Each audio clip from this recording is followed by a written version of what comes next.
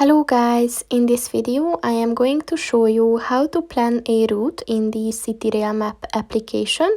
But first I just want to mention, don't forget to subscribe to my channel, because at 10,000 subscribers I am going to show you my whole YouTube revenue statistics and growth strategy, as well as how to make money online. Let's jump into it. First of all, open the application on your phone. And then click on the button at the bottom of the page, the one that is next to the search button in the middle. So the two circles that is connected with dots.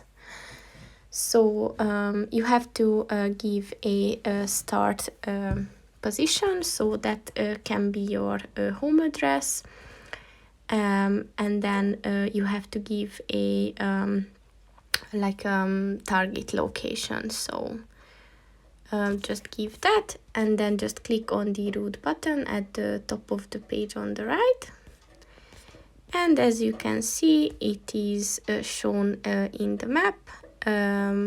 You can see that it's 15 kilometers, approximately 15 kilometers from home, and 45 minutes.